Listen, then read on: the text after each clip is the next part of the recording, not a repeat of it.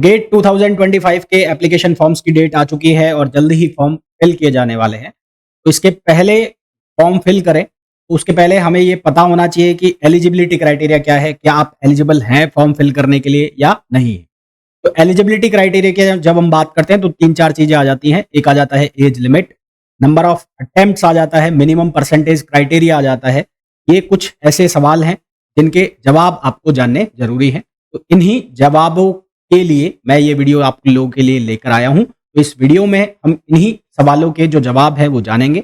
Video को continue करें, उसके पहले प्लीज़ वीडियो को लाइक ज़रूर करें। चैनल को सब्सक्राइब नहीं किया है तो प्लीज़ चैनल को सब्सक्राइब ज़रूर करें और शेयर ज़रूर करें।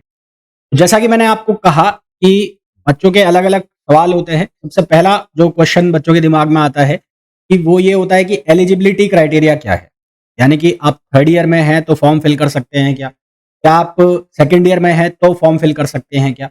तो क्योंकि हमें ये पता है कि जो गेट एग्ज़ाम है ये मल्टीपल कोर्सेज़ के लिए होता है। यानी कि इसमें आर्किटेक्ट जो वाले बच्चे हैं उनके लिए भी कोर्स होता है। तो उनका अपना एक अलग एलिजिबिलिटी क्राइटेरिया होता है। एमबीबीएस वालों का एक अलग एलिजिबिलिटी क्राइटेरिया होता है। बीटेक के जो स्टूडेंट हैं उनके लिए इंजीनियरिंग में एमटेक का ऑप्शन होता है, एमएस का ऑप्शन होता है, तो उनका एलिजिबिलिटी क्राइटेरिया अलग होता है।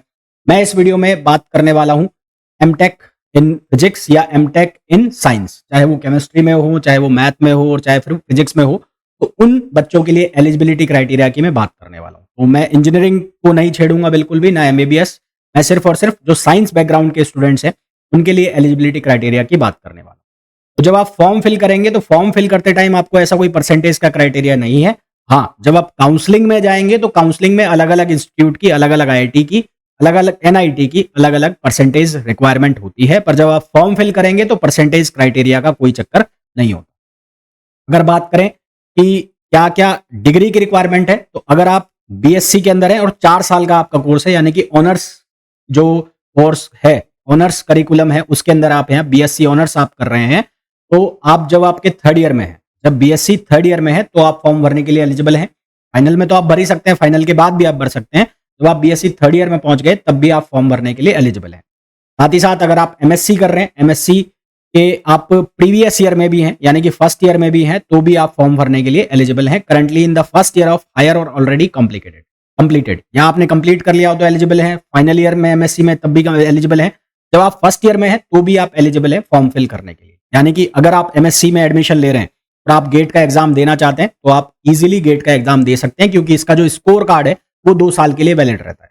फॉर एग्जाम्पल, अगर आपका जो एमएससी में एडमिशन है वो 2024 में हो रहा है और आपकी जो कंप्लीट है वो 2026 में होती है, 2025 का आप गेट का एग्जाम देते हैं और वो उसमें आपका अच्छा खासा स्कोर आ जाता है, आप उसको क्लियर कर लेते हैं, तो उसका जो स्कोर कार्ड है वो 25 और 26 दोनों के लिए क्या रहेगा, वैलिड रहेगा।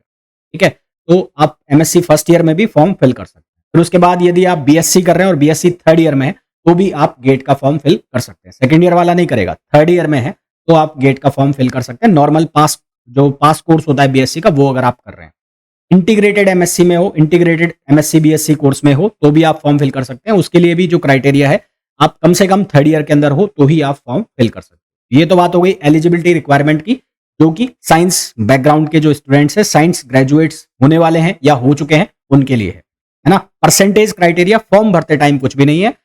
जब आप काउंसलिंग के लिए जाएंगे तब परसेंटेज क्राइटेरिया अलग-अलग चलेंगे। फिर उसके बाद बात करें कि नंबर ऑफ जो एज लिमिट है, मिनिमम परसेंटेज क्राइटेरिया, तो मिनिमम परसेंटेज क्राइटेरिया जैसा कि मैंने आपको बताया, कोई भी मिनिमम परसेंटेज क्राइटेरिया नहीं है।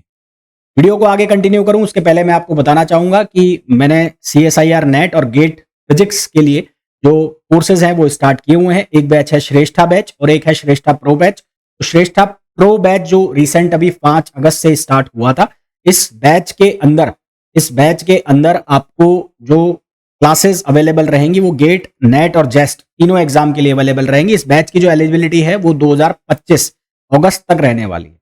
अगर आप CSIR नेट 2024 का एग्जाम देने वाले हैं या गेट 2025 का एग्जाम देने वाले हैं तो भी आप ये बैच ज्वाइन कर सकते हैं। ठीक है, तो भी आप ये बैच ज्वाइन कर सकते हैं अगर आपको गेट 2025 का एग्जाम भी देना है तो। और इस बैच को अगर आपको ज्वाइन करना है तो इसके लिए आपको डाउनलोड करना पड़ेगा Ninja prep app by Kapil sir, जिससे कि आप गूगल प्ले स्टोर से डाउनलोड कर सकते हैं। उसका लिंक आपको डिस्क्रिप्शन में भी मिल जाएगा। आगे बात करते हैं वीडियो में कि अगर आपके कोई बैक है, सेमेस्टर में कुछ बैक लगा हुआ है या आपका कोई सब्जेक्ट में बैक लग रहा है, तो क्या आप फॉर्म फिल कर सकते हैं? हाँ, बिल्कुल कर सकते हैं। आप इसके लिए आपको कोई फॉर्म भरने से नहीं रोकेगा। हाँ, पर जब आप काउंसलिंग में चले जाएँगे, आपको किसी इंस्टीट्यूट के अंदर एडमिशन मिल जाएगा, तो वहाँ पर आपको एक डेट दी जाएगी। उस डेट के अंदर-अंदर तक आपको अपना जो है वो रिज़ल्ट सबमिट करना होगा और तब तक आपका जो एडमिशन है वो प्रोविज़नल एडमिशन कहलाएगा। ना यानी कि कन्फर्म एडमिशन नहीं है, आपका रिज़ल्ट उनके पास पहुँच जाएगा तब वो एडमिशन कन्फर्म होगा। एज लिमिट का कोई क्राइटेरिया नहीं है। आप 20 साल के, 50 साल के हो तो भी आप गेट का एग्ज़ाम दे सकते हैं। बाकी इंस्टीट्यूट एडमिशन दे ना दे, वो फिर वो अलग से एलिजिबिलिटी क्राइटेरिया जो होता है उनका, वो काउंसलिंग के टाइम पे वो तब बात करेंगे। नंबर ऑफ अटेम्प्ट्स का यहाँ पर कोई चक्कर नहीं है, आप कितने भी अटेम्प्ट्स दे सकते हैं गेट एग्ज़ाम के लिए। तो ये कुछ इंपॉर्टेंट क्वेश्चंस थे जो आपको जानना ज़रूरी है। आपकी क्यूरोसिटी रहती है ऐसे क्वेश्चंस को जानने की कि जब आप फॉर्म भर रहे हैं तो ये क्या ये पॉसिबल है, क्या ये पॉसिबल है? तो शायद कुछ हद तक मैं आपके जो डाउट्स हैं वो क्लियर कर पाया हूँ। वीडियो को अगर आप देख रहे हैं तो प्लीज़ वीडियो को लाइक ज़रूर करें, चैनल को सब्सक्राइब ज़रूर करें। साथ ही साथ नेट, गेट और जेस से रिलेटेड वीडियोज़ पे लगातार अपडेट के लिए और लगातार जो अपने आप को अपडेट रखने के लिए मेरा टेलीग्राम ग्रुप जो है वो आप ज्वाइन कर सकते हैं, जो कि है CSIR नेट फिजिकल, जिसे आप टेलीग्राम जो चैनल है उस पर भी सर्च कर सकते हैं। साथ ही साथ आपको डिस्क्रिप्शन में भी इसका लिंक मिल जाएगा। मिलते हैं नेक्स्ट वीडियो में, till then thank you, bye bye.